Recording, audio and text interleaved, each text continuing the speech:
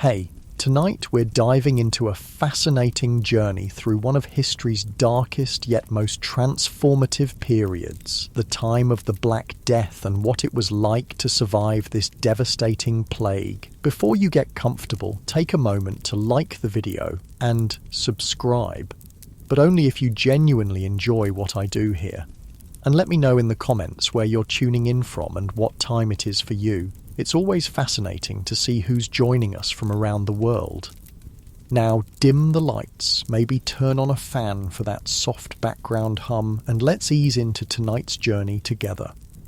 Congratulations, you've just woken up in Europe in the year 1347. The morning air is crisp as you open your eyes, stretching on your straw-filled mattress. You're not in a private bedroom like you might be used to. You're in a one-room cottage with the rest of your family. The walls are made of wattle and daub, a wooden frame filled with a mixture of mud, clay and straw. It's actually quite good at keeping out the cold, though the thatched roof overhead sometimes leaks when heavy rains come. As you rise, your nose fills with familiar scents, the smoky aroma from last night's hearth fire, the earthy smell of the dirt floor beneath your feet, and the distinct tang of unwashed bodies. Bathing isn't something people do very often in medieval times. The good news is nobody really notices because everyone smells pretty much the same. Your belly grumbles with hunger. If you're lucky, there might be some leftover bread from yesterday, though it's likely rock hard by now. You'd soften it in some ale. Yes, even children drink weak ale in these times. It's often safer than water, which can make you terribly sick if it's drawn from a contaminated source. Outside your small cottage, the village is already stirring to life. You hear the distant lowing of cattle, the clucking of chickens, and the calls of your neighbours as they begin their daily work. Most people here are peasants who work the land either as free tenants, who pay rent to the local lord, or as serfs who are bound to the land and must provide labour services. Life has a certain predictable rhythm in your medieval village. The days are measured by the rising and setting of the sun, the weeks by the toll of the church bells calling you to mass, and the years by the turning of the seasons and the cycle of planting and harvesting. It's a hard life, certainly, but it's the only one you've ever known. What you don't know, what nobody in Europe knows yet, is that everything is about to change. A shadow is creeping across the continent, one that will transform society in ways no war or famine ever has.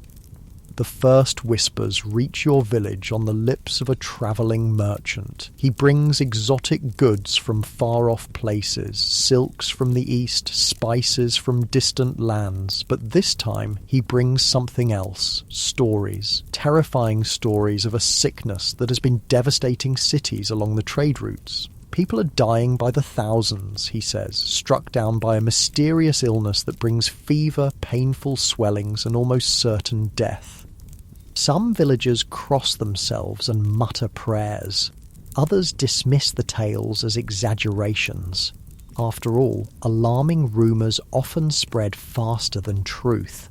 The merchant moves on, and for a while, life continues as normal. But the rumours persist, growing more frequent and more frightening with each passing month. By autumn, the whispers have become shouts of alarm. The sickness has reached the Mediterranean ports of Europe, Messina, Marseille, Venice. They say ships have arrived in harbours filled with nothing but corpses, the sailors having died during their journey. God save us all, your mother murmurs when she hears the news, making the sign of the cross. In your village, people begin to prepare as best they can, though no one really knows what they're preparing for. Some store extra food, others spend more time in church, praying for divine protection. The local healer gathers herbs and remedies, though whether any will be effective against this unknown affliction, no one can say. The first cases reach your region in the cold months of winter. A neighbouring village just half a day's walk away reports several sudden deaths. The victims suffered high fevers, complained of terrible thirst, and developed strange black swellings in their armpits and groins. Few survived more than 3 days after showing symptoms. your village elders meet to discuss what should be done. Some suggest closing the village to outsiders, while others argue that trade and communication must continue. In the end, life goes on, though with a new undercurrent of fear. Then, one crisp morning, a young man who works at the mill fails to appear for his duties. When someone goes to check on him, they find him burning with fever, his body covered in sweat, his neck swollen with a painful bubo the size of a hen's egg. The plague has arrived in your village. What follows is a time of horror unlike anything you could have imagined. The sickness spreads with frightening speed. One day a person is healthy, the next day feverish, and by the third day, more often than not, they are dead. The black buboes that give the disease its name, the Black Death, are painful beyond description. Some victims cough blood, suggesting the disease has reached their lungs, and these unfortunates rarely last more than a day or two. It's a punishment from God, some say, flogging themselves in penance for their sins. It's bad air, others claim, carrying posies of flowers to ward off the foul miasma they believe causes the disease. It's the Jews poisoning the wells, a few darkly mutter, though your village has no Jewish residents and such accusations make little sense. The truth, which no one in the 14th century could possibly know, is that the Black Death is caused by a bacterium called Yersinia pestis. This tiny organism travels in the gut of fleas, which in turn hitch rides on the backs of rats. These rats, stowaways on ships and constant companions in medieval towns and villages, have unwittingly transported death across continents. When an infected flea bites a human, it regurgitates the bacteria into the wound. The bacteria then multiply rapidly, often causing swelling in the lymph nodes, those painful buboes. If the bacteria reach the lungs, they cause pneumonic plague, which can spread directly from person to person through coughing and breathing. But you don't know any of this. All you know is that people are dying, and no one seems able to stop it. Your village, like thousands of others across Europe, is transformed by the plague. The church bells, which once rang to mark the hours and call people to prayer, now toll constantly for the dead. Eventually, there are too many deaths to announce, and the bells fall silent.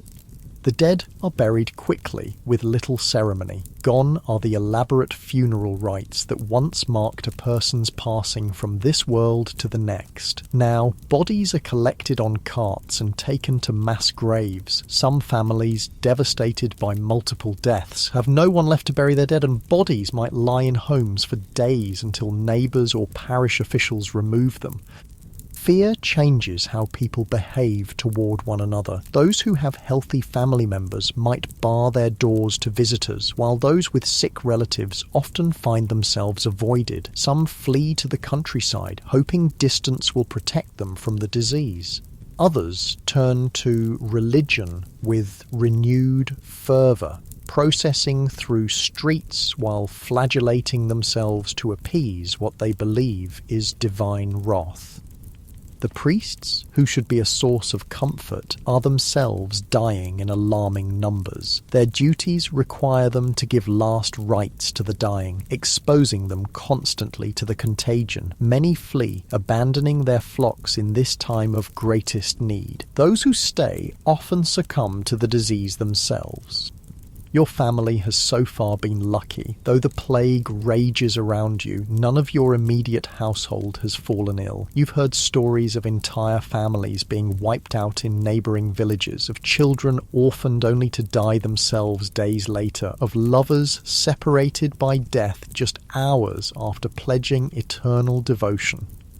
But your luck cannot hold forever in a world where the Black Death kills 1/3 to 1/2 of the population. One morning, your younger brother complains of feeling unwell. By midday, he is burning with fever. By evening, the telltale swelling appears at his neck, and you know what it means.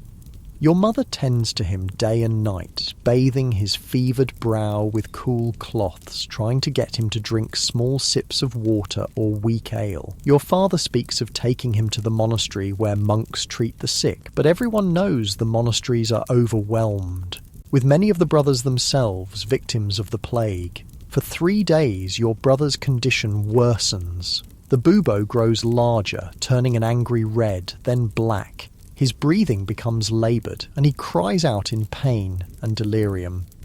You take turns sitting with him, though fear makes you want to keep your distance. On the 4th day, something unexpected happens. While most plague victims worsen and die at this stage, your brother's fever breaks. He is weak, terribly weak, but alert. The bubo remains, but it has softened somewhat, and over the next few days it ruptures and drains.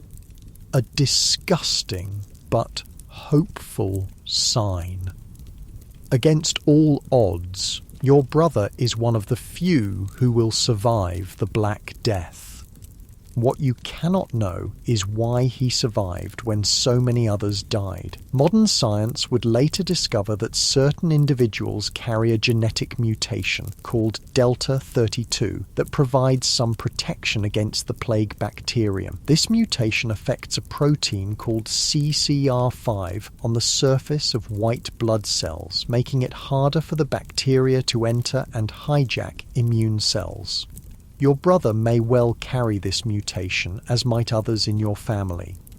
This genetic quirk, a random accident of nature, would give certain families and individuals a fighting chance against the deadliest pandemic in human history. And strangely enough, centuries later, scientists would discover that this same mutation also provides protection against another deadly disease, HIV, the virus that causes AIDS. The Black Death, in selecting for survivors with this genetic trait, would inadvertently help protect some of their descendants from a disease that wouldn't exist for another 600 years. But that's a story for another time. For now, your family celebrates your brother's recovery as the miracle it seems to be. Not everyone is so fortunate. As weeks pass, the plague continues its deadly work. Your village, which once had perhaps 200 souls, is reduced to fewer than 100. Fields lie untended as those who would work them are either dead or too busy caring for the sick or burying the dead. The lord of the manor, who lives in a stone house on the hill overlooking the village, has lost his wife and 2 of his children. Even wealth and privilege offer no protection against the Black Death. Strangely, some people seem immune to the plague despite constant exposure. The village gravedigger, an unsavoury character who robs the dead before burying them, handles plague-riddled corpses daily, yet never shows any symptoms. A midwife who tends to the sick when she isn't delivering babies also remains healthy despite her dangerous work. Like your brother, they may carry genetic protection, though medieval people would attribute their survival to divine intervention or perhaps suspicious dealings with dark forces. Food becomes scarce as the harvest is neglected and trade dwindles. The price of basic goods soars while anything seen as a possible remedy, certain herbs, exotic treatments, religious relics, becomes astronomically expensive if available at all. As winter approaches, the plague begins to recede, not because of any human intervention, but due to the natural cycle of the disease. Fleas are less active in cold weather, and rats tend to stay closer to their nests. For a brief time, there is hope that the worst has passed. But the Black Death is not finished. It retreats only to return with the warming weather of spring, finding new victims among those who survived the first wave. Over the next 4 years, from 1347 to 1351, successive waves of plague will sweep across Europe, killing somewhere between 75 and 200 million people, perhaps half of Europe's entire population. The world that emerges from this catastrophe will be fundamentally changed. The massive population decline will disrupt the feudal system, increase the value of labor, and shift power dynamics between peasants and nobility. Religious authority will be questioned as people wonder why their prayers went unanswered and why so many priests abandoned their duties. Medical knowledge, based largely on ancient texts and superstition, will be challenged by the plague's defiance of traditional treatments. For those who survive, people like your brother, the gravedigger, the midwife, life will never return to what it was before. They are the fortunate ones, though they carry the burden of survival in a world of loss. They will rebuild societies, renegotiate their relationships with authority, and gradually construct a post-plague world that, for better or worse, sets Europe on a path toward modernity. But that is a story for tomorrow night. For now, as you drift towards sleep, imagine yourself as one of those medieval survivors watching the first stars appear in the evening sky above your village. The plague has passed, at least for now. You have lived through humanity's darkest hour. And though you don't yet know it, you stand at the threshold of a new world born from the ashes of the old. The soft sound of your breathing mingles with the night sounds outside, a dog barking in the distance, the rustle of leaves in a gentle breeze. Despite everything, despite unimaginable loss and suffering, life continues, and in that simple fact lies perhaps the most important lesson of the Black Death. Humanity's remarkable capacity to endure, to adapt, and ultimately to carry on. The morning after your brother's miraculous recovery brings a strange mix of emotions. Relief washes over you, certainly, but it's tinged with something unfamiliar, a sense of wondering why your family was spared when so many others weren't. This strange survivor's guilt, this feeling of unworthiness amid widespread suffering, haunts many who live through catastrophes. Your brother is weak but alert, his eyes clear for the first time in days. The drained bubo at his neck has left an ugly scar that will mark him for life, a permanent reminder of his brush with death. But a scar is infinitely preferable to a grave, and your family treats each day of his recovery as the gift it truly is. "Why did I live when so many died?" he asks one evening, his voice still raspy from illness. Your mother, lighting a rush candle as darkness falls, pauses before answering. God's will," she says simply, though her tone suggests she's not entirely convinced. The truth, which no one in the 14th century could possibly comprehend, is far more complex. Throughout human history, infectious diseases have acted as powerful forces of natural selection. Those with genetic advantages against specific pathogens survive at higher rates, passing these protective traits to future generations. The Black Death is perhaps the most dramatic example of this process in human history. Deep in your brother's cells, and perhaps yours as well, lies a genetic mutation that alters a protein called CCR5 on the surface of white blood cells. This mutation, known as Delta 32, creates a shortened version of the protein that makes it harder for the plague bacterium to enter and hijack immune cells. Some people have one copy of this mutation, providing partial protection. A fortunate few have two copies, giving them substantial resistance to the disease. It's a genetic lottery, and your brother happens to hold a winning ticket. But the cost of this evolutionary advantage is measured in millions of lives, those without the protective mutation who succumbed to the Black Death. As your brother regains his strength, venturing outside for the first time since his illness, you notice how dramatically the village has changed. Gardens once meticulously tended now grow wild. Houses stand empty, their owners dead or fled. The rhythmic sounds of daily work, the blacksmith's hammer, the weaver's loom, the miller's wheel, are muted or absent entirely. Yet, amid this desolation, signs of resilience emerge. A market day is organised, smaller than before but vibrant with the energy of survivors determined to continue living. Farmers from outlying areas bring what produce they've managed to harvest. A travelling merchant, braver or more foolhardy than most, arrives with salt, spices and news from distant places.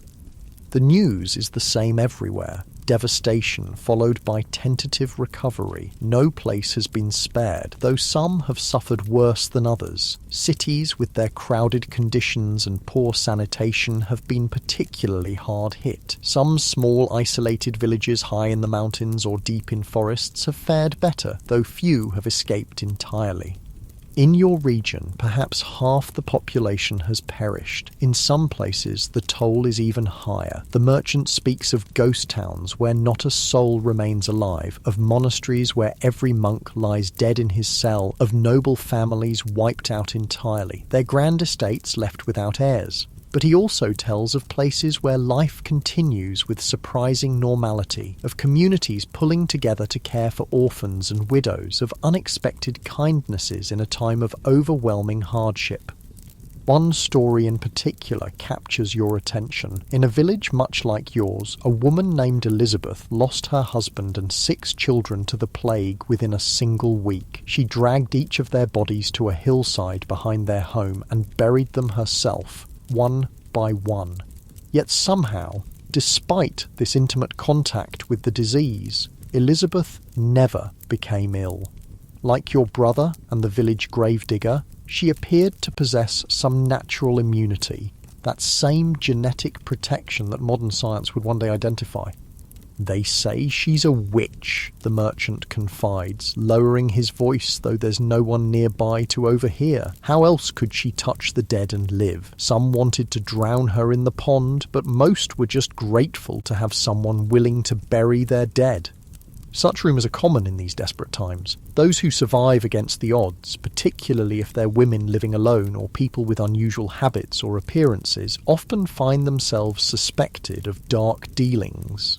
Fear and superstition flourish alongside the plague, sometimes claiming victims of their own. Your father, who has been listening to the merchant's tales, shakes his head. No witchcraft in survival, he says firmly. Some are simply stronger against the sickness, like my son. He places a proud hand on your brother's shoulder. The merchant nods agreeably, always careful not to contradict a potential customer. True enough, in every village there are those the plague cannot touch. God's chosen, perhaps. As winter arrives, bringing with it bitter cold and early darkness, your village settles into a new routine. There are fewer mouths to feed, which means food stores will last longer than usual, a small mercy. But there are also fewer hands to chop wood, repair homes, care for livestock, and perform the 100 daily tasks necessary for survival in medieval times. This scarcity of labour creates subtle but significant shifts in the relationship between peasants and the nobility. Your father, a skilled carpenter, is suddenly in high demand. The lord of the manor, who once would have simply commanded his service, now finds himself negotiating, offering better terms for urgent repairs to the manor house. He offered me a silver penny for 3 days' work, your father tells your mother one evening, his voice low with amazement, and a side of bacon. Such wages would have been unthinkable before the plague, but with half the craftsmen in the region dead, those who survive find their skills valued as never before. Similar changes ripple through all levels of society. Farm labourers, once abundant and easily replaced, now command higher wages for their work. Household servants, especially those with experience running a large home, find themselves sought after by noble families whose staff have been decimated by disease.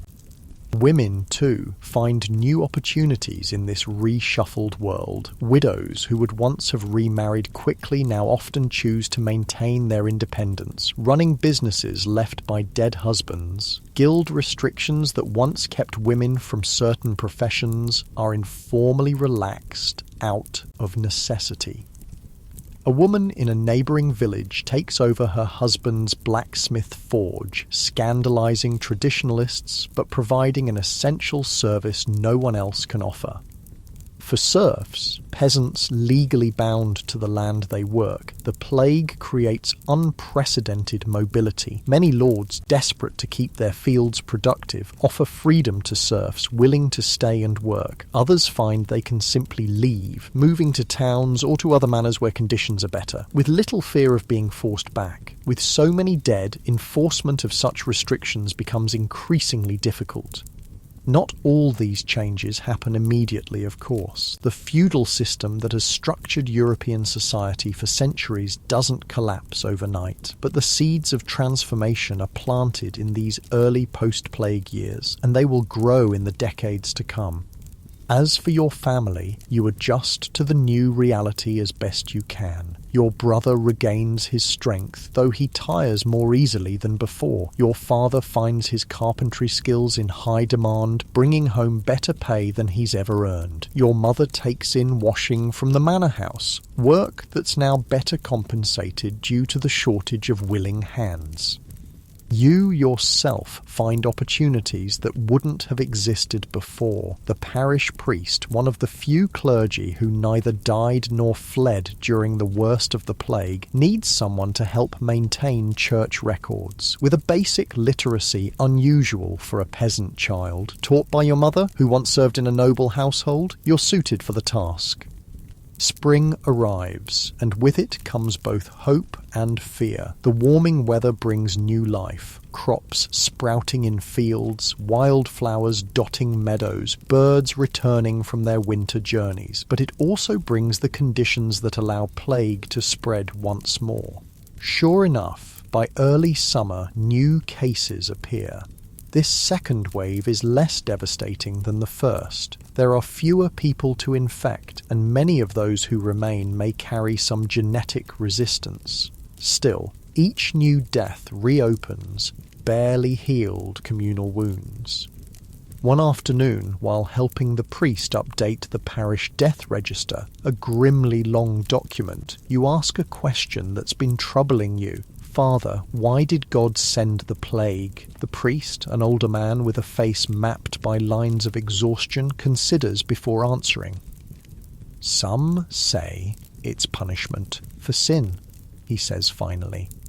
Others believe it's a test of faith. The Pope himself has called for prayer and penance to end the scourge. He dips his quill in ink, adding another name to the register. But I've seen the most pious die in agony, while notorious sinners live unscathed. I've prayed by the bedsides of innocent children as the plague took them. He sighs heavily. Perhaps it's not for us to understand God's plan. This crisis of faith is repeated in communities across Europe. The plague defies medieval religious understanding. If it's divine punishment, why does it strike the virtuous and sinful alike? If prayer and penance are the cure, why do devoted monasteries suffer some of the highest death rates? The authority of the Church, once nearly absolute in matters of earthly misfortune, begins to show cracks that will widen in the centuries to come. Medical knowledge faces similar challenges. Physicians trained in the most prestigious universities prove no more effective at treating plague than village healers. Their elaborate theories based on bodily humours and astronomical alignments fail to explain why some recover while others die, why some communities suffer worse than others. Some doctors bravely attend the sick, often sacrificing their own lives in the process. Others flee at the first sign of outbreak, prioritizing self-preservation over professional duty. Those who stay commonly wear distinctive protective clothing, long robes covered in wax, gloves, and a mask, shaped like a bird's beak, filled with herbs and spices believed to purify the air. This strange outfit, which would become iconic in later plague outbreaks, does little to protect them from the actual source of infection. In the absence of effective official treatment, communities develop their own responses to the plague. Some are based on superstition, carrying talismans, reciting charms, avoiding black cats or people with red hair. Others have surprising practical value, isolating the sick, burning the belongings of plague victims, maintaining cleanliness. None offer complete protection, but these community-developed practices sometimes help limit the spread. Your village adopts several such measures. Houses where plague has struck are marked with white crosses on the doors. Visitors from outside the village must wait 3 days in a designated hut before entering to ensure they show no signs of disease. The dead are buried quickly, with minimal ceremony, their possessions burned. These precautions help, but they can't stop the plague entirely. By midsummer, your village has lost a dozen more people to the second wave, a serious blow to a community already diminished by the first outbreak. One victim is the lord of the manor himself, a man in his 50s who had survived the first wave only to succumb to the second. His death creates ripples of consequence throughout the local social hierarchy. His son, barely 20 and newly returned from university in Paris, inherits the manor and its lands. This new lord, young and influenced by novel ideas from his education, takes a different approach to managing the estate than his father did. Recognizing the scarcity of labor and the changing dynamics of power, he offers better terms to tenant farmers. Serfs who agree to stay and work the manor lands are granted their freedom and more favorable rents. Those with specialized skills, your father among them, receive privileges once reserved for those of higher social rank. Not all nobles adapt so readily to the new reality. In neighbouring manors, some lords attempt to enforce old restrictions more harshly, forbidding peasants from leaving, punishing those who demand higher wages, using force to maintain the old order. These efforts rarely succeed for long. Peasants simply leave, seeking better conditions elsewhere. With land abundant and workers scarce, they find no shortage of opportunities. The plague's second wave finally recedes with the coming of autumn. Your village has survived diminished but intact. Of the original 200 residents, perhaps 90 remain. Fields have been consolidated, with the most fertile land prioritized for cultivation. Houses stand empty, their timbers and thatch gradually scavenged for other uses. Yet life has a remarkable capacity to normalize even after catastrophe. Children play in the village square again. The rhythms of agricultural life, planting, tending, harvesting, continue, adapted to the reduced workforce. Weddings take place, babies are born, commerce resumes.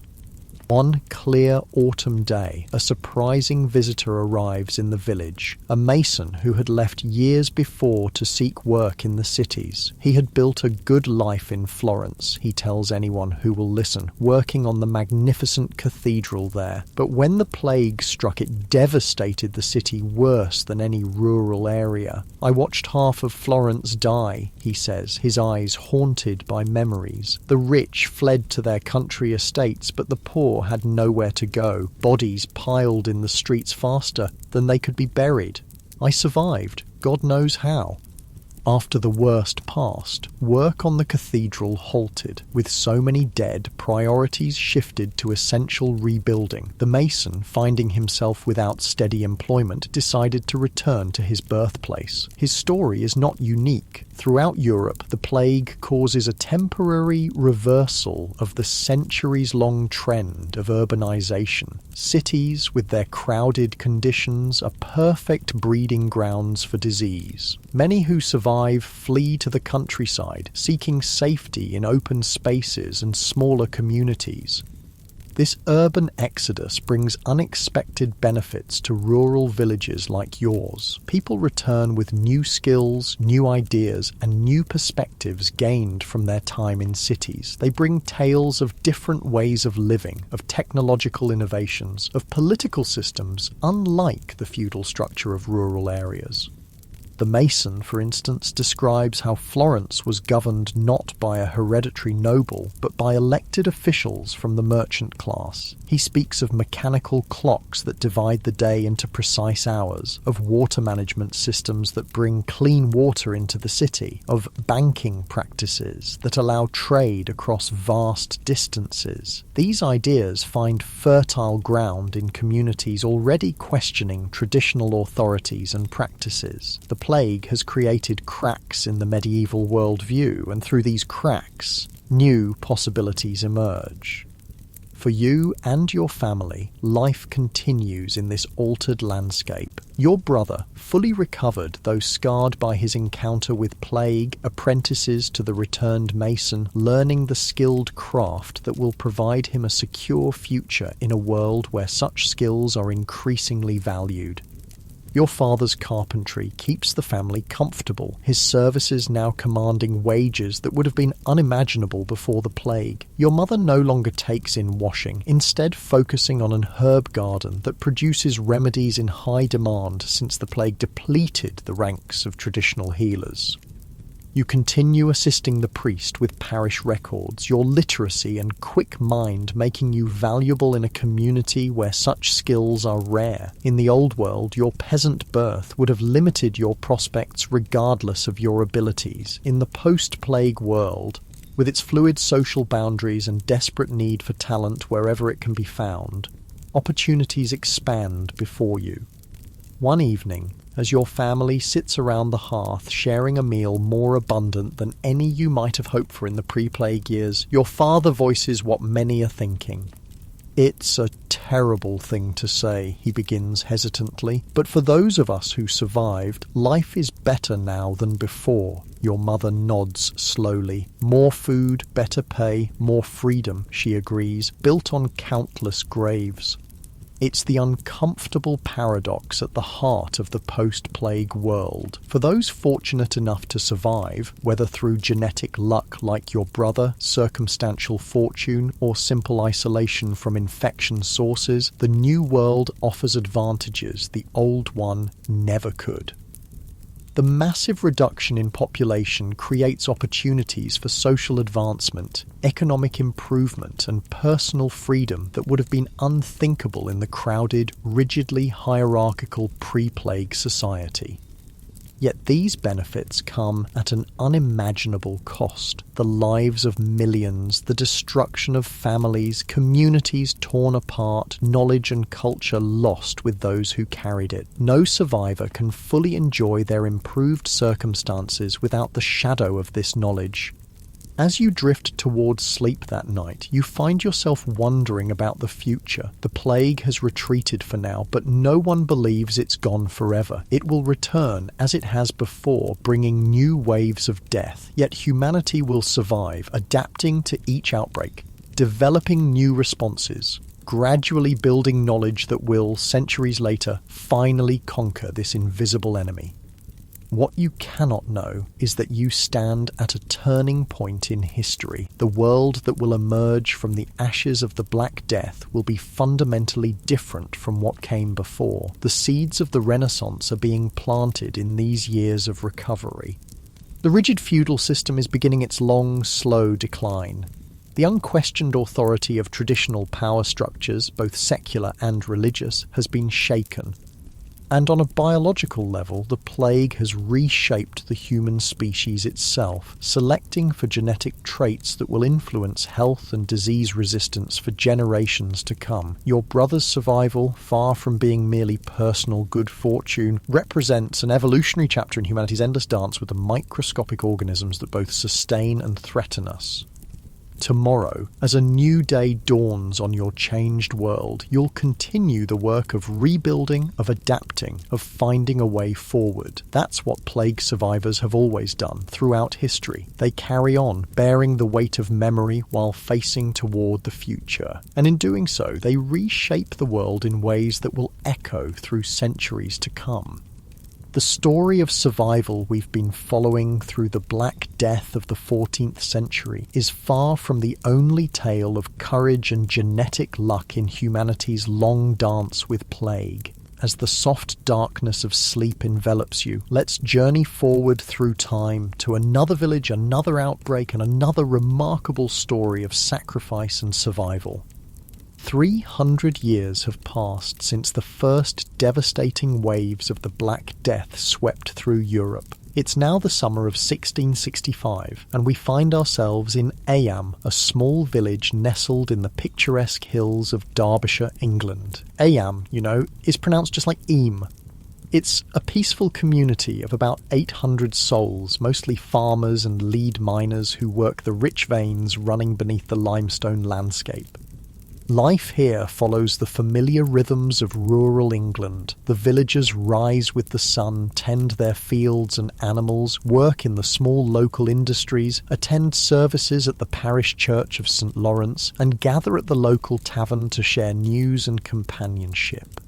It's a close-knit community where everyone knows everyone else, where families have lived for generations, where the bonds of neighbourly care have been forged through shared joys and hardships. What the people of Eyam don't know is that they are about to face the greatest test imaginable, one that will write their village name into history and enshrine their collective sacrifice in legend. The plague has returned to England. In London, the disease that people still call the Black Death, though we now know it as bubonic plague, is cutting a deadly swath through the crowded streets of the capital. By the time it's finished, it will kill an estimated 100,000 Londoners, nearly a quarter of the city's population. This outbreak will become known as the Great Plague of London, the last major epidemic of bubonic plague in England. For now, the villagers of Eyam feel secure in their isolation. The plague is a city problem, they tell themselves, unlikely to reach their remote community nestled in the Derbyshire Hills, far from major trade routes and urban centres. But fate has other plans. In late August 1665, a package arrives in Eyam addressed to the local tailor, Alexander Hadfield. It contains a bundle of cloth from London, perhaps designs for the latest fashions or fabrics not available locally. Hadfield's assistant, George Vickers, who lodges with the tailor and his family, unpacks the parcel. The cloth feels damp after its long journey, so Vickers hangs it by the fire to dry, unwittingly releasing the deadly cargo hidden within its folds, fleas carrying the plague bacterium Yersinia pestis. Within days, George Vickers falls ill with a raging fever. The telltale buboes, swollen, painful lymph nodes, appear in his neck and armpits. The village watches in horror as this strong young man rapidly deteriorates. By September 7th, 1665, Vickers is dead, the first plague victim in Eyam. Panic ripples through the community as more people sicken. By the end of September, 4 more residents of Eyam have died, all from households near Vickers' lodgings. The plague has gained its first foothold. As autumn progresses, the situation worsens. More villagers fall ill and the death rate climbs. Some families lose multiple members within days of each other. The gravediggers can barely keep pace with the mounting fatalities. The natural reaction in such circumstances is flight. In London, anyone who could afford to, including King Charles II and his court, had fled the plagued city for the safety of country retreats. The wealthy residents of Eyam, too, begin making preparations to leave, to seek refuge in uninfected areas until the danger passes. It's at this critical moment that 2 men step forward with an extraordinary proposition, one that will save countless lives beyond Eyam while condemning many within the village to almost certain death. William Mompesson, the recently appointed rector of Eyam, and his predecessor Thomas Stanley put aside their religious differences. Mompesson represents the established Church of England, while Stanley follows the Puritan tradition, to present a unified plan to the village. They propose that Eyam voluntarily quarantine itself. No one will leave. No one will enter. The plague will be contained within their boundaries, preventing its spread to neighbouring communities that would otherwise be at grave risk. It's a staggering request. In essence, the villagers are being asked to sacrifice themselves to accept that many more of them will die to protect strangers in surrounding areas. Remarkably, they agree. The village boundary becomes a cordon sanitaire, a line between life and death that no resident of Eyam will cross. Food and supplies are left at designated boundary stones by outsiders, particularly the Earl of Devonshire from nearby Chatsworth House, who promises to provide for the isolated villagers.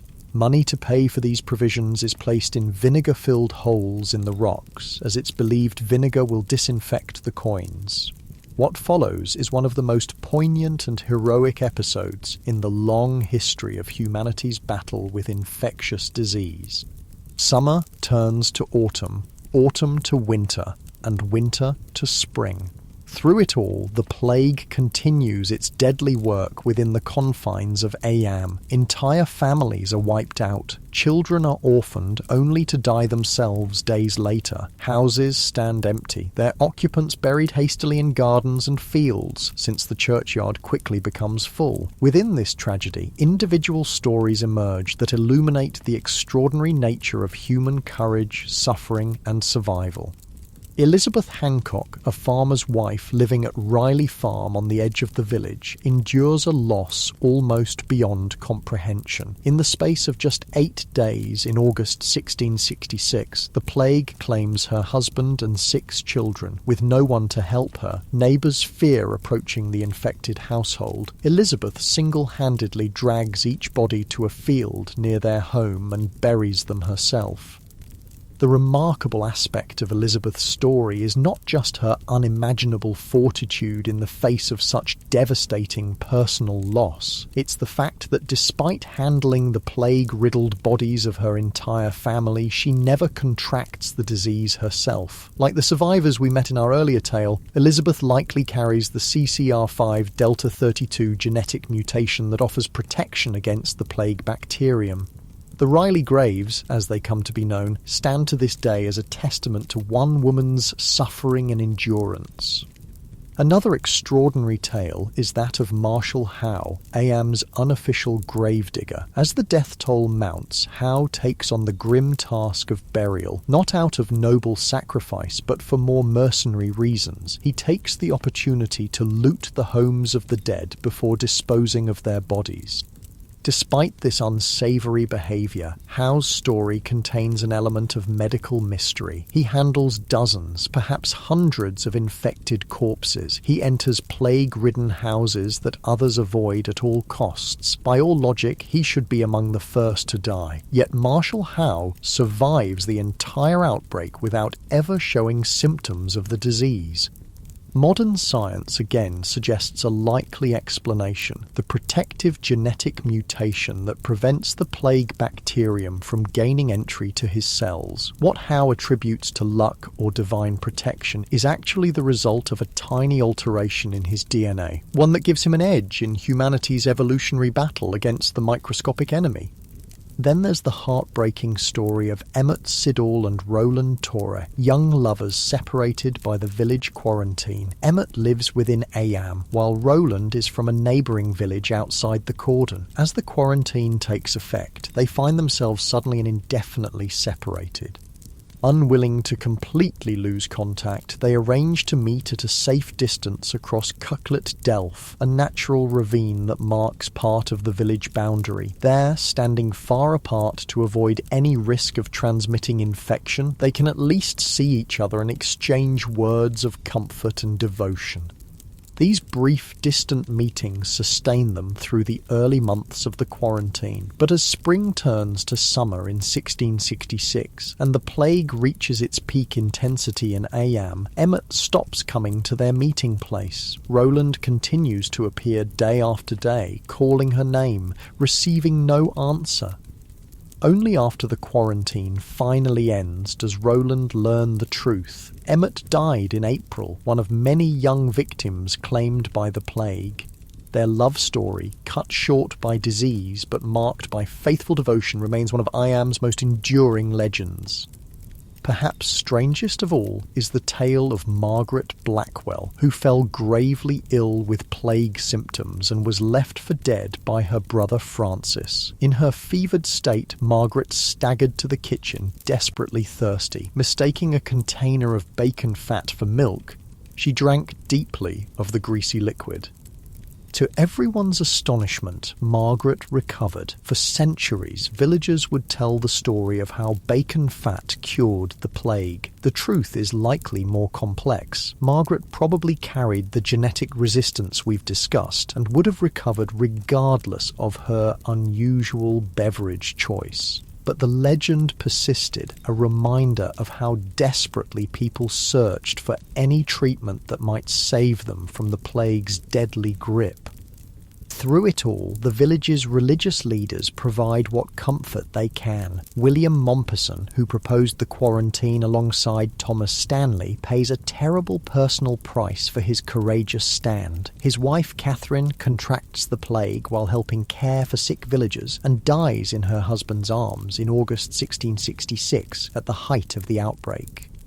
Mompesson describes himself afterward as a dying man, though he survives physically. In a letter to his children who had been sent away before the quarantine, he writes, "The condition of this place is very sad. I entreat you to fly this place. I am not in a condition to receive comfort from you. I am so weak I can write no more." Yet despite his grief, he continues to minister to his suffering congregation until the end.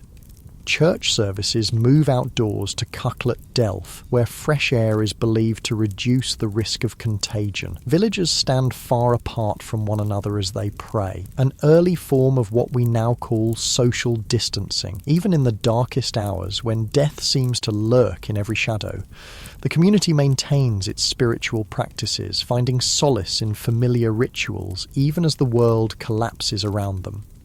Not everyone behaves nobly, of course. There are instances of looting, of neighbours refusing to help one another, of panic overriding compassion. One villager, Mary Cooper, attempts to break the quarantine, fleeing toward the safety of Sheffield before being caught and returned to Eyam.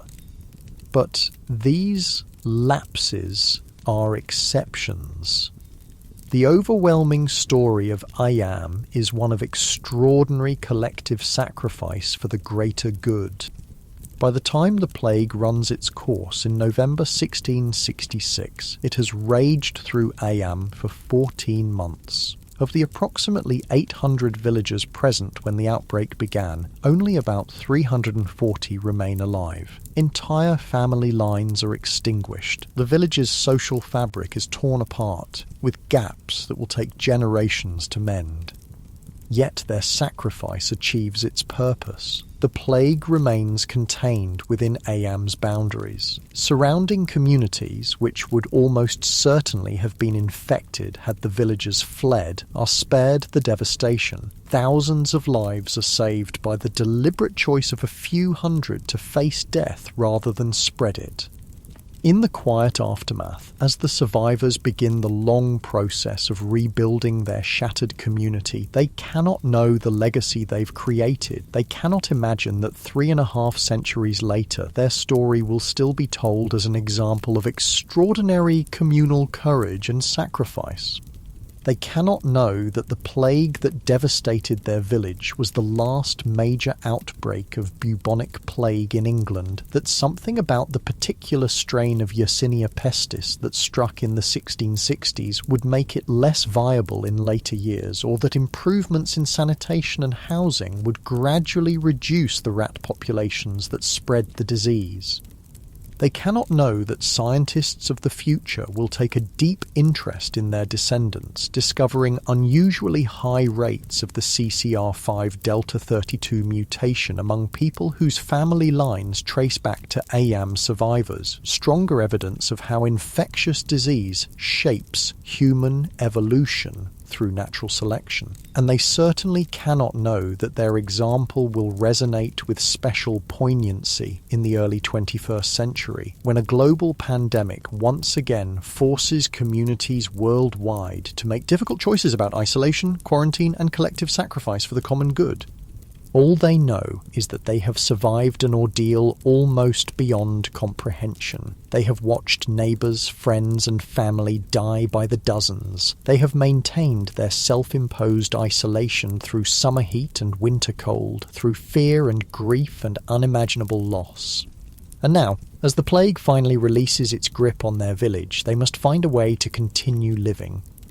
The survivors of Eyam face practical challenges immediately. Fields have gone untended, businesses have collapsed, housing lies in disrepair. With so many dead, traditional family structures have been shattered. Orphaned children need homes, widows and widowers must decide whether to remarry. Property ownership becomes complicated when entire families have been wiped out.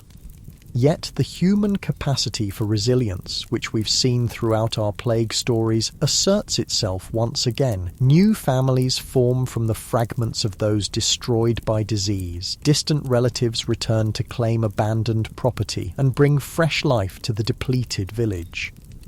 Those with useful skills find themselves in high demand, able to command better compensation than before. The plague has acted as a terrible but effective form of natural selection. Those who survive, whether through genetic resistance, circumstantial luck, or some combination of factors, become the foundation for the village's rebirth. Their descendants will carry the genetic legacy of plague resistance, though they won't understand this inheritance for centuries to come. For some survivors, the psychological scars never fully heal. Elizabeth Hancock, who buried her entire family with her own hands, eventually remarries and has more children. But villagers report that she is never quite the same. A distant look comes into her eyes at times, as though she's seeing ghosts from that terrible week when death claimed everyone she loved. Marshall Howe, the unscrupulous gravedigger who survived against all odds, finds himself somewhat ostracised despite his apparent immunity. The villagers remember his looting of the dead, and while his services were necessary during the crisis, peace brings a reckoning with his behaviour. William Mompesson, broken by grief at the loss of his beloved wife, leaves Eyam in 1669 to take up a position elsewhere. He eventually remarries and lives to the age of 71, but his letters reveal that he never forgets the horror of those plague months or the sacrifice of his Catherine. As for the village itself, Eyam gradually recovers its population, though some family names disappear forever from its records. The quarantine becomes part of local lore, a story passed down through generations with pride as well as sorrow. In the 19th century, as Victorian England develops a keen interest in noteworthy historical episodes, Eyam's story is rediscovered and popularised. The Plague Village, as it becomes known, begins to draw visitors curious about its tragic past. The Riley graves, the boundary stones and other physical remnants of the quarantine become informal monuments. By the 21st century, Eyam is a well-established stop on heritage tourism routes through Derbyshire. The village museum tells the story of the plague and quarantine. The parish church displays artefacts and commemorations. A Plague Sunday service has been held annually since 1866, marking the community's sacrifice. But Eyam is not merely a historical curiosity. It remains a living community where descendants of plague survivors still make their homes. Some carry the same surnames as those who lived through the 1665-66 outbreak, the Hancocks, the Siddles, the Blackwells, and some, genetic testing has revealed, still carry the CCR5 Delta 32 mutation that may have saved their ancestors from the plague.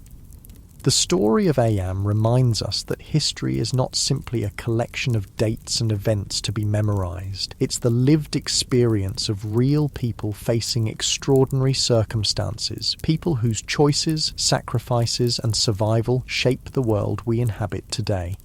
As the soft darkness of sleep envelops you more deeply, carry with you the image of Eyam village as it is today, peaceful, picturesque, with its stone cottages and flower gardens, giving little hint of the tragedy that once unfolded there. Yet, in the memorial plaques, in the preserved boundary stones, in the carefully tended Riley graves on the hillside, the past remains present. The villagers who chose to isolate themselves, knowing many would die as a result, could not have imagined how long their story would endure or how meaningful it would remain to future generations. They acted out of immediate concern for their neighbours in surrounding communities, not for historical legacy. And perhaps that's what makes their sacrifice so powerful. It was made without expectation of recognition or reward, simply because it was the right thing to do. In a world that often seems to prioritize individual benefit over collective welfare, Eyam stands as a reminder that human beings are capable of extraordinary selflessness when circumstances demand it. Tomorrow night, we'll explore how the world changed in the aftermath of these plague outbreaks, how societies rebuilt, how power structures shifted, and how the biological legacy of plague resistance continues to influence human health, even in our modern age. But for now, let the courage of Eyam's villagers accompany you into dreams, a quiet testament to humanity's capacity for sacrifice, survival, and ultimately, hope. Let's journey back now to the aftermath of the 14th century Black Death. While Eyam's story from the 1660s shows us the courage of a single village, the great pandemic of the 1300s transformed entire societies. As we drift deeper into this historical dreamscape, let's explore how surviving such catastrophe reshaped the medieval world. Imagine yourself once more in that small village we visited earlier, but now it's 1352. The initial waves of plague have finally subsided, leaving a transformed landscape both physically and socially. As you walk through the village that was once home to 200 souls, you count perhaps 90 people remaining. Empty cottages stand like hollow-eyed skulls along the lane, their thatched roofs beginning to collapse without maintenance, their gardens overgrown with weeds. Yet amid this desolation, subtle signs of change are appearing, changes that will eventually alter the very foundations of medieval society. In the fields surrounding the village, the transformation is immediately visible. Before the plague, every available piece of land was cultivated, even marginal soils that yielded poor harvests. Generations of population growth had pushed farming onto less and less productive terrain as people desperately tried to produce enough food for growing families. Now, with so many dead, land is suddenly abundant. Survivors abandon the least fertile fields entirely, focusing their labour on the best soils. This simple shift dramatically improves crop yields per person. Where once a peasant family might have struggled to produce enough to feed themselves after paying taxes and tithes, now they often harvest a surplus. For those who survived the apocalyptic mortality, food is more plentiful than it has been in living memory. After centuries of existing on the edge of hunger, this abundance feels miraculous, a small compensation for the emotional devastation of losing so many family members and neighbours.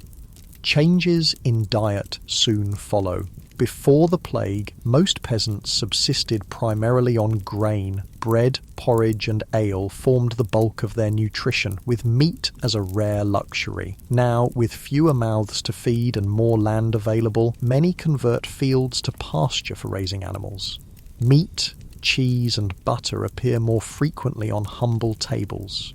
The average height of the population, which had been declining due to poor nutrition, begins to increase again as diets improve. But the most profound changes come in the relationship between workers and landowners. The massive population loss, roughly half of Europe's people, creates an acute labour shortage. Fields still need ploughing, crops need harvesting, cloth needs weaving, buildings need repairs. Yet there are simply not enough hands to do all the necessary work. For surviving peasants and artisans, this new reality brings unprecedented leverage. Consider the case of Thomas Fletcher, a ploughman in your village. Before the plague, he worked the fields 6 days a week in exchange for a small plot of land to farm for himself and his family. If he complained or failed to provide the required labour service, dozens of other hungry peasants stood ready to take his place.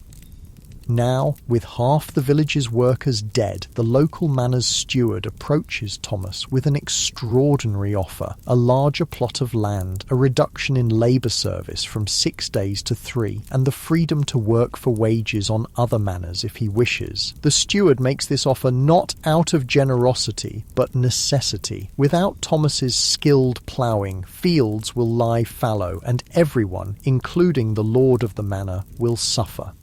Similar scenes play out across Europe. Peasants who for generations had been bound to the land as serfs suddenly find themselves with options. Many landlords offer freedom from serfdom as an incentive to keep workers on their estates. Others convert labour obligations to simple rent payments, allowing peasants to farm the land as they see fit as long as they pay the agreed amount. For skilled workers, the changes are even more dramatic. Masons, carpenters, blacksmiths, weavers all find their services in desperate demand. Wages for such workers double, triple, or even quadruple in the years immediately following the plague. A skilled carpenter who could once barely feed his family now builds a 2-room house with glass windows, wears better clothing, and eats meat 3 times a week. These changes alarm the nobility and wealthy merchant classes. They see the traditional social order crumbling as former serfs demand better treatment and common labourers live like minor gentry. Throughout Europe, authorities attempt to freeze wages at pre-plague levels and force workers back into their previous conditions. In England, the government issues the Ordinance of Labourers in 1349, followed by the more comprehensive Statute of Labourers in 1351. These laws prohibit employers from offering higher wages than had been paid before the plague, forbid workers from leaving their homes to seek better opportunities elsewhere, and attempt to fix prices for food and other goods. Similar legislation appears across Europe. France enacts wage controls in 1351, as does the city-state of Florence. The Spanish Kingdom of Castile tries to prevent peasant mobility with its own labour laws. But these efforts largely fail. The labour shortage is simply too severe, the economic pressures too great. Enforcement proves nearly impossible in rural areas, where local officials, themselves often dependent on good relations with the remaining workers, turn a blind eye to violations. Workers develop creative ways to circumvent wage controls. A carpenter prohibited from accepting more than a certain daily wage might receive gifts of food, clothing, or housing in addition to his official pay. A farm labourer might work slowly or carelessly unless offered better terms than the law allows. For those enforcing the laws, the mathematics is unforgiving. Before the plague, a lord might have had 100 peasants working his land. Now he has 50 or fewer. Punishing one worker by imprisonment or fines only worsens his labour shortage. And if he treats his workers too harshly, they might simply leave, regardless of legal prohibitions against such mobility, knowing they'll find welcome employment elsewhere. The situation comes to a head in various peasant revolts across Europe. In 1358, the rural areas around Paris erupt in the Jacquerie Rebellion as peasants attack castles and noble estates. Though brutally suppressed, it demonstrates the new confidence of the labouring classes. In England, tensions simmer for decades until 1381, when they explode in the Peasants' Revolt. Led by Wat Tyler, Jack Straw, and a radical priest named John Ball, tens of thousands of commoners march on London, demanding an end to serfdom, the abolition of the hated poll tax, and greater social equality. John Ball's famous sermon captures the revolutionary spirit of the moment. When Adam delved and Eve span, who was then the gentleman? He asks rhetorically, questioning the very idea of aristocratic privilege. From the beginning, all men were created alike, and our bondage or servitude came in by the unjust oppression of naughty men. Though the English revolt, like the Jacquerie, is eventually suppressed through a combination of false promises and brutal force, it represents a profound shift in consciousness. Peasants who once accepted their subordinate position as divinely ordained now openly question the social hierarchy. Workers who formerly had little choice but to accept whatever terms were offered now demand better treatment as their due. The economic and social transformations following the plague aren't limited to rural areas. Towns and cities experience their own profound changes. Urban centres had suffered particularly high mortality during the pandemic due to their crowded conditions. Florence, one of medieval Europe's largest cities, loses as much as 75% of its population. This devastating loss creates opportunities for survivors. Housing, previously scarce and expensive in successful cities, suddenly becomes abundant and affordable. Apprentices find themselves elevated to master status years earlier than normal, as guilds lose many of their senior members. Women, traditionally excluded from many occupations, enter trades left vacant by dead male relatives. Consider the story of Margareta, a weaver's widow in a small market town. Before the plague, she was permitted to help her husband in his workshop, but could not operate as an independent artisan. Guild regulations expressly forbade women from owning a weaving business. When her husband dies of plague, leaving Margareta with his tools, loom and expertise she'd gained working alongside him, the depleted Weavers Guild faces a choice. Enforce the prohibition against female members and lose a skilled practitioner, or adapt to the new reality. Faced with falling membership and rising demand for cloth, the Guild admits Margareta as a full member, one of dozens of similar compromises made across Europe as necessity trumps tradition, though such opportunities for women would eventually contract as populations recovered. For several generations after the plague, women enjoy expanded economic roles unimaginable before the pandemic. The plague's aftermath also witnesses changes in fashion, art, and architecture. The immense mortality creates a new consciousness of death's inevitability and life's fragility. The macabre emerges as an artistic theme. Skeletal figures, death's heads, scenes of the dance of death where skeletons lead people from all social classes to the grave.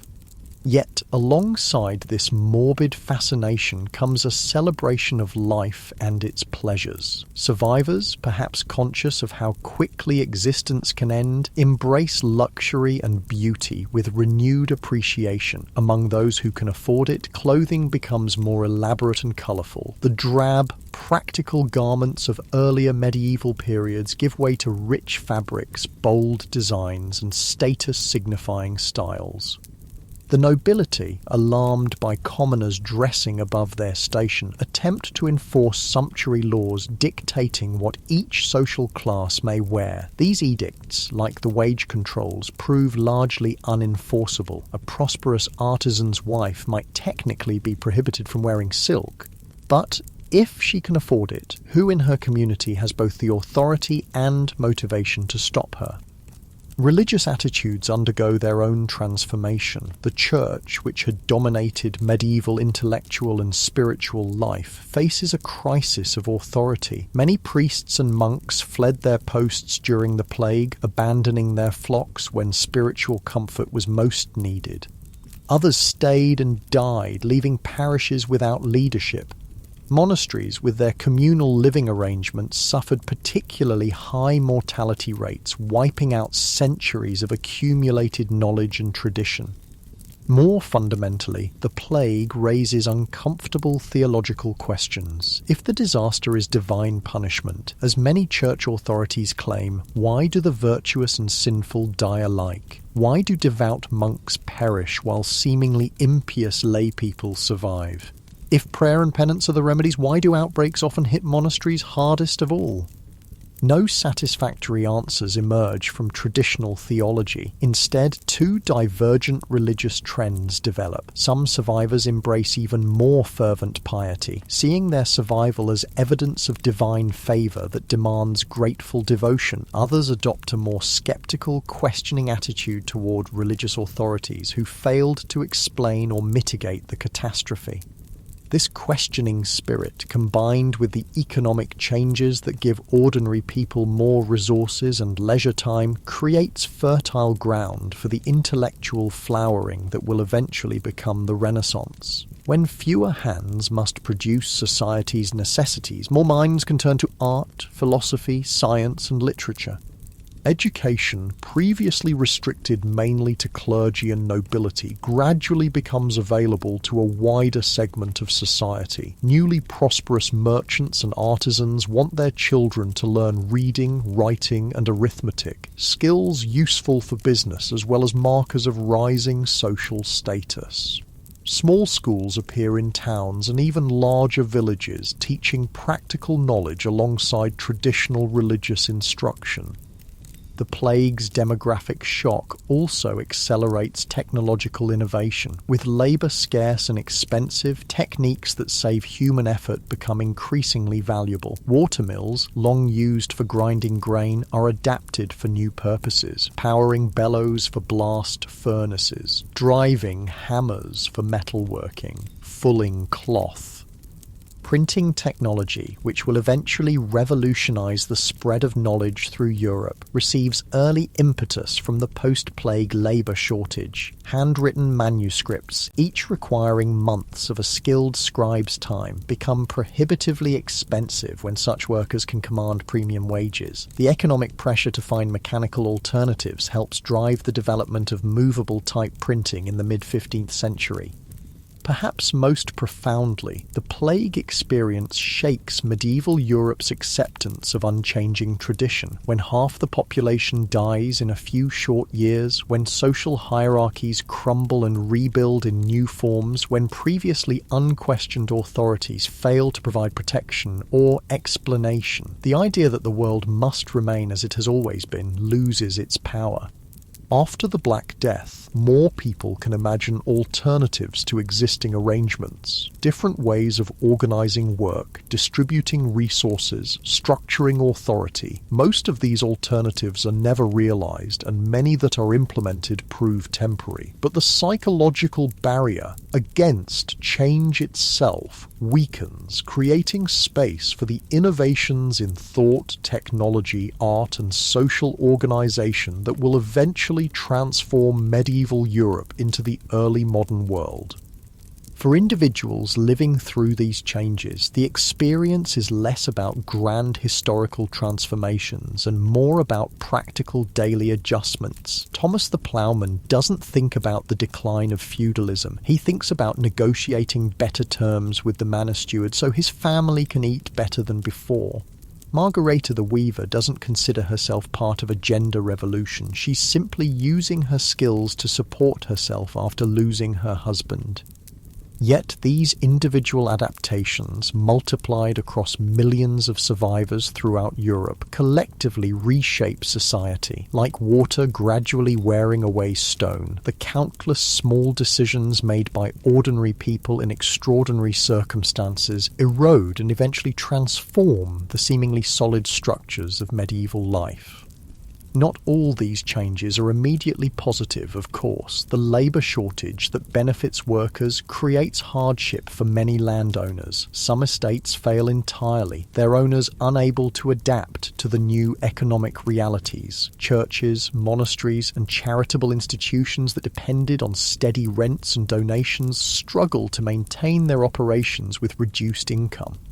Criminal activity increases in some areas as poorly supervised young men with improved incomes spend freely on alcohol and find themselves in trouble. Abandoned properties in rural areas sometimes become havens for outlaws. Urban governments worry about maintaining order with depleted watch forces.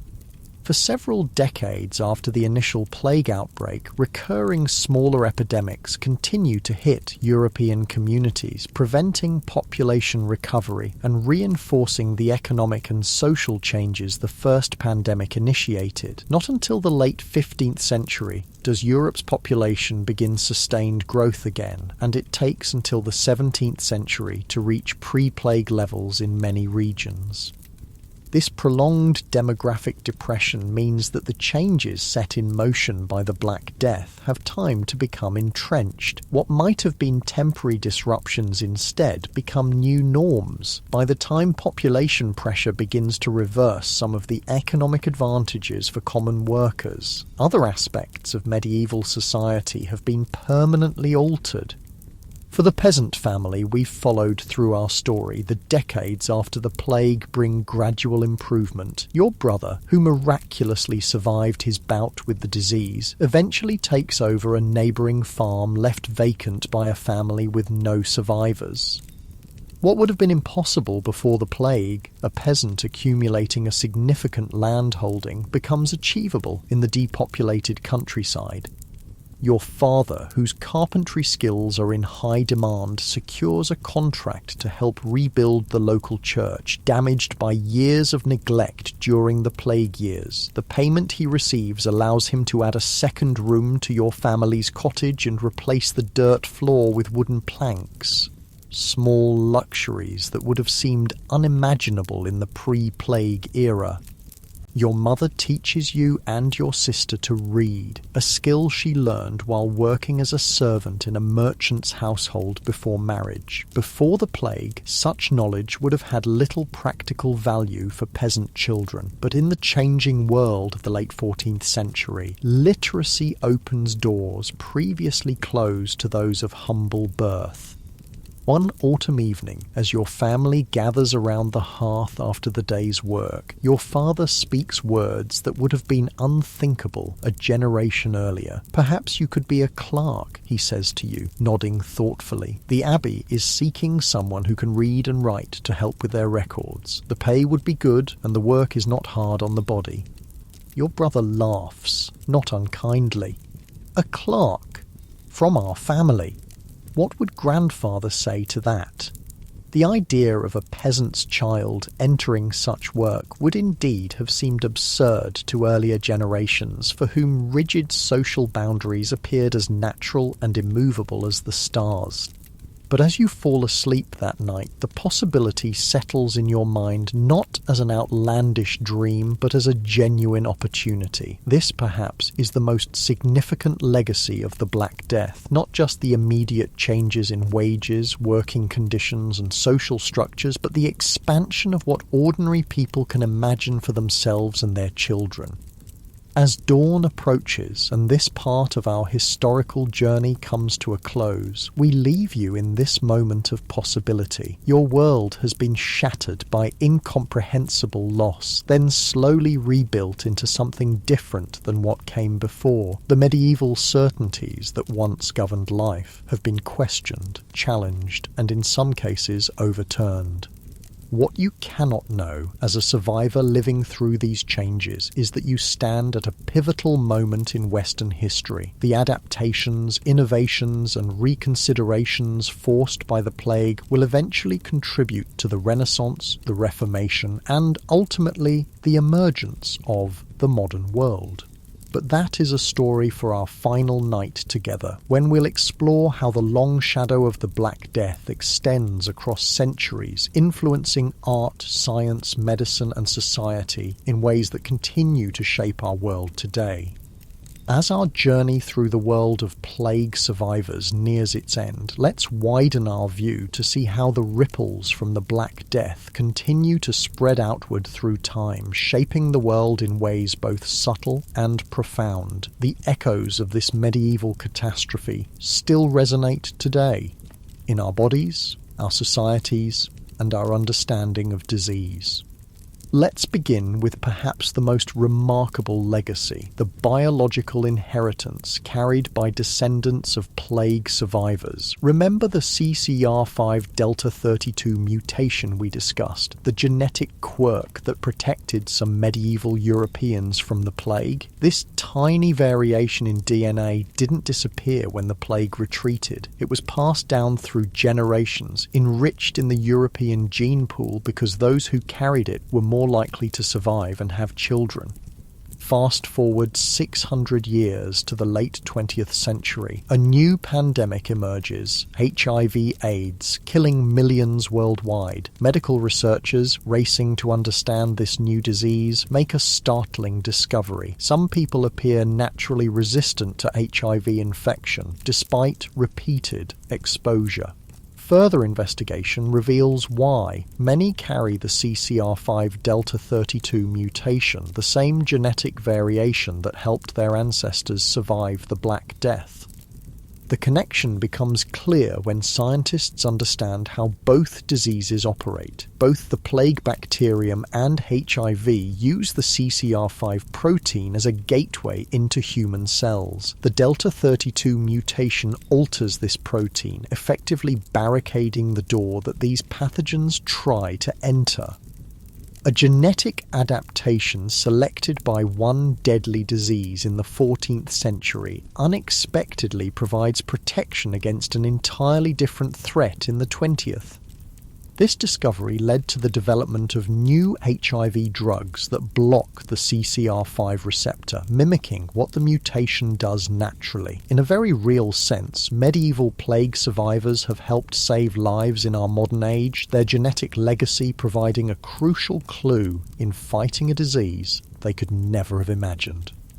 But the biological impact of the plague extends beyond this single mutation. The Black Death acted as an intense force of natural selection, potentially influencing other aspects of the immune system in Europeans. Today's population descends disproportionately from the survivors, those whose bodies, for various genetic reasons, could better withstand the onslaught of Yersinia pestis. Some scientists theorize that certain autoimmune diseases more common in European populations, conditions where the immune system attacks the body's own tissues, might be an unintended consequence of this selection. Our ancestors survived the plague because their immune responses were particularly vigorous. That same heightened reactivity, however, may predispose their descendants to conditions like rheumatoid arthritis or multiple sclerosis, where the immune system becomes overactive. These biological connections between past and present remind us that pandemics don't merely kill and then vanish from history. They reshape the genetic makeup of the surviving population, creating changes that persist for centuries or even millennia after the immediate crisis passes.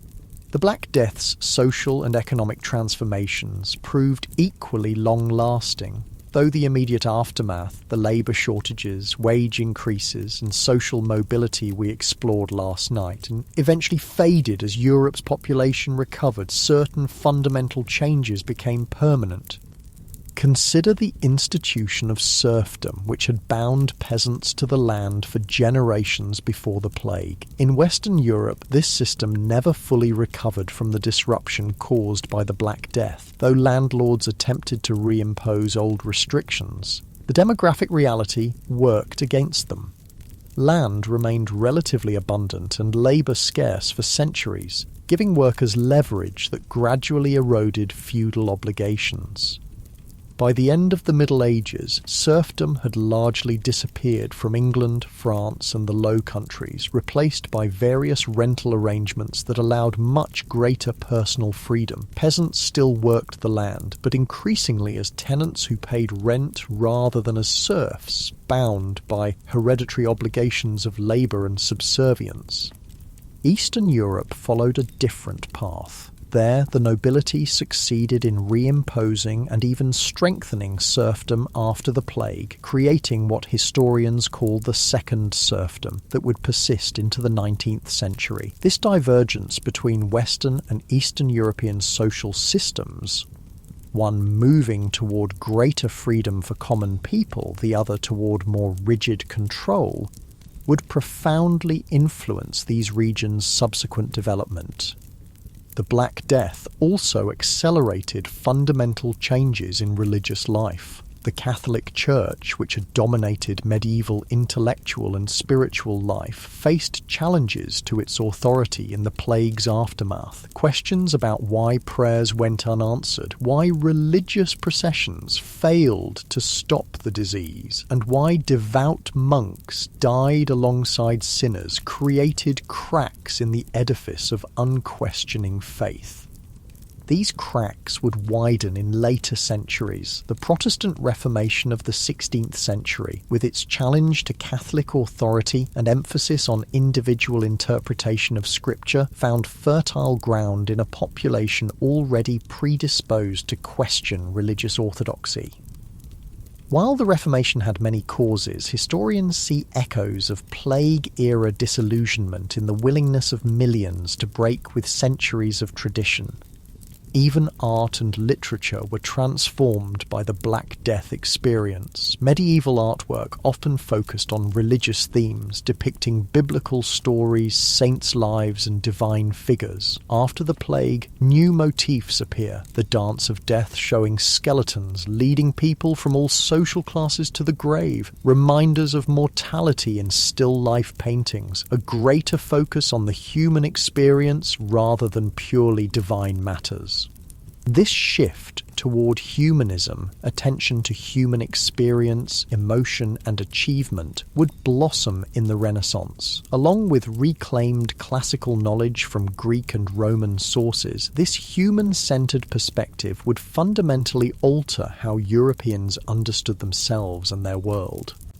The plague's impact extended even to language. Our modern English vocabulary still carries echoes of the Black Death experience. We speak of quarantine, a word derived from the Italian quarantina giorni, or 40 days, the length of time ships were required to remain isolated in Venetian harbours during plague outbreaks. We describe someone as having a deadline, originally a line drawn around a prison beyond which guards could shoot escaping prisoners, but similar to the boundaries drawn around quarantined plague areas.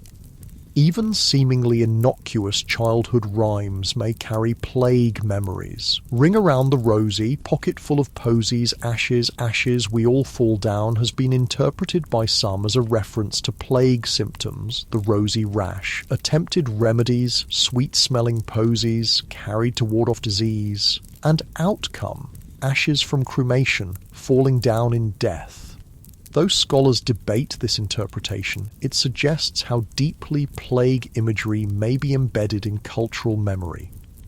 The Black Death also transformed humanity's relationship with disease itself. Before the plague, illness was generally seen as either divine punishment or the result of imbalanced bodily humours, with little concept of contagion as we understand it today. The plague's obvious pattern of spread, moving along trade routes, passing from person to person in close contact, made it impossible to ignore the contagious nature of at least some diseases. Communities developed practical responses that, while not based on germ theory, which would not emerge until the 19th century, nonetheless incorporated effective public health measures. Ships were quarantined, infected households isolated, plague victims and their belongings often burned.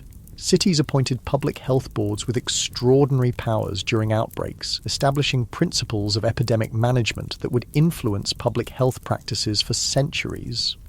These pragmatic approaches, developed through bitter experience rather than scientific understanding, saved countless lives in subsequent plague outbreaks. By the time the last major European plague epidemic struck Marseille in 1720, authorities had learned to implement cordons sanitaires, strict quarantines, and careful monitoring that successfully limited the outbreak largely to that city and surrounding areas.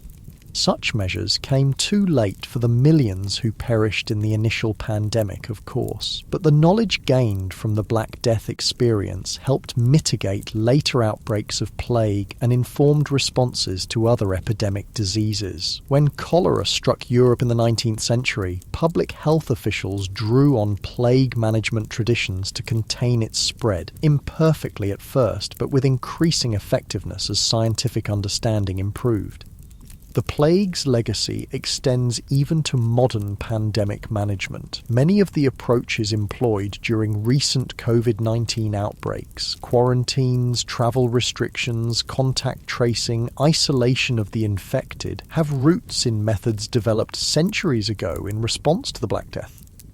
Even the tension between economic impacts and public health measures echoes medieval debates about whether to close city gates and markets during plague outbreaks.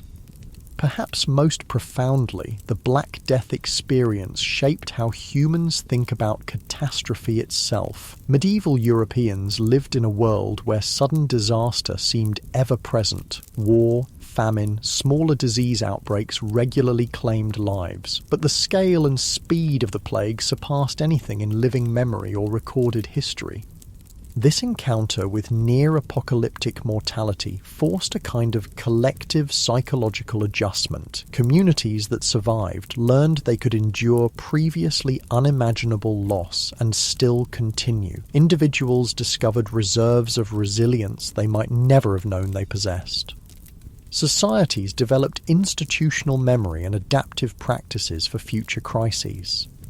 This capacity for resilience in the face of catastrophe remains one of humanity's most valuable assets. Throughout history, communities have faced disasters that seemed insurmountable, yet somehow life continues. People mourn their dead, rebuild their settlements, adapt their practices, and move forward, carrying the memory of what was lost while creating something new from what remains.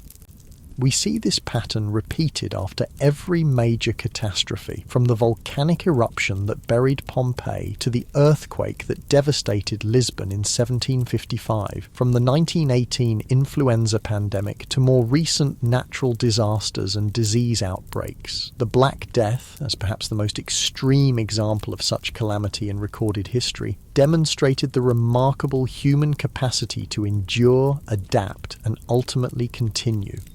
This is not to minimize the suffering caused by such events. The plague brought pain beyond imagining, tore apart families and communities, ended millions of unique lives that each contained a universe of experience and potential. No silver lining of social change or biological adaptation can justify such loss. Yet understanding how humanity weathered this storm offers perspective on our own capacity to face present and future challenges. Climate change, emerging diseases, technological disruptions. Our world contains no shortage of existential threats. The history of the Black Death reminds us that previous generations faced their own seemingly insurmountable crises and found ways to continue.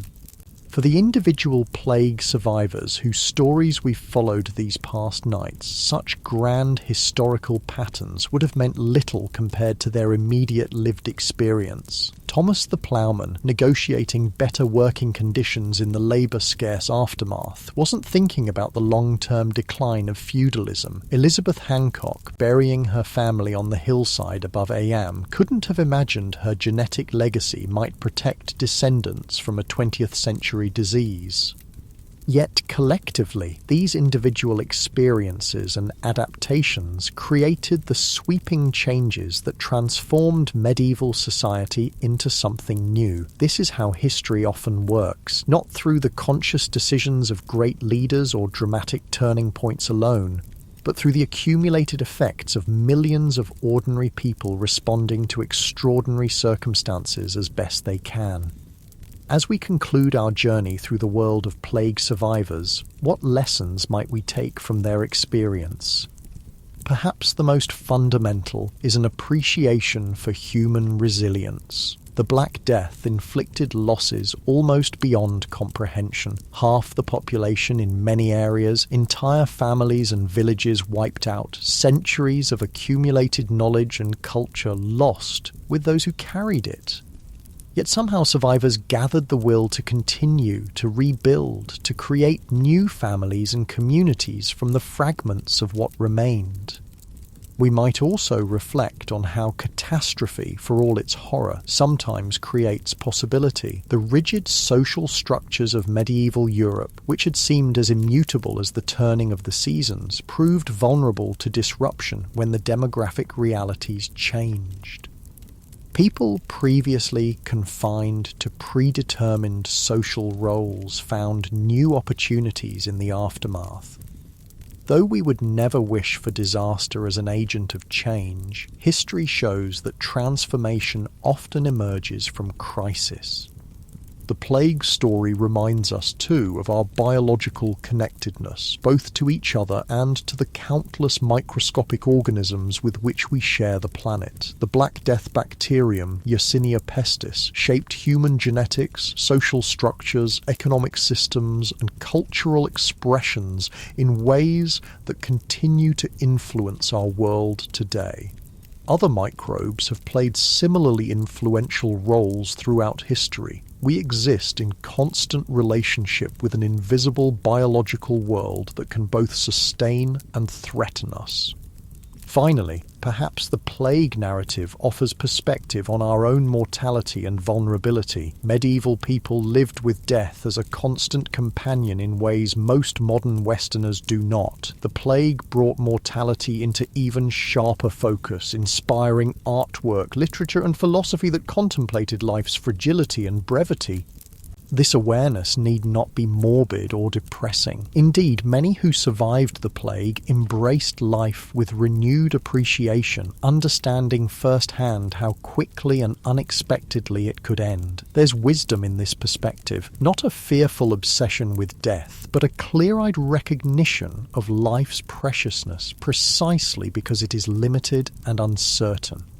As our story ends and sleep approaches, imagine once more that medieval village we first visited, now a generation after the plague has passed. The population has begun to recover, with new children playing in the streets and young families occupying cottages that stood empty for years. The survivors, now elders, carry the memory of what happened, both the horrors they witnessed and the changes they helped create in the aftermath. They could not know how their experience would echo through centuries, influencing everything from genetic inheritance to social structures, from artistic expression to approaches to public health. They simply lived their lives as best they could in circumstances they never chose, displaying that remarkable human capacity for adaptation and perseverance that has carried our species through countless challenges. And perhaps that's the most comforting thought to carry into dreams, that we, like those plague survivors, possess resources of resilience and adaptability we may not recognize until circumstances demand them, that life, for all its fragility, exhibits a persistent tendency to continue, to rebuild, to find new paths forward when old ones are blocked. The Black Death survivors could never have imagined our world, with its medical technologies, instant global communication, and scientific understanding of the very bacterium that caused their suffering. Nor can we fully envision the world our descendants will inhabit generations hence. But like those medieval ancestors, we move forward carrying both the wounds of past catastrophes and the insights gained from surviving them, contributing in ways both small and large to the unfolding human story. Sleep well, knowing you're part of this long continuum of human experience, connected to those who came before and those who will follow, each generation facing its own challenges, each finding its own ways to endure, adapt, and ultimately continue the remarkable journey of our species through time.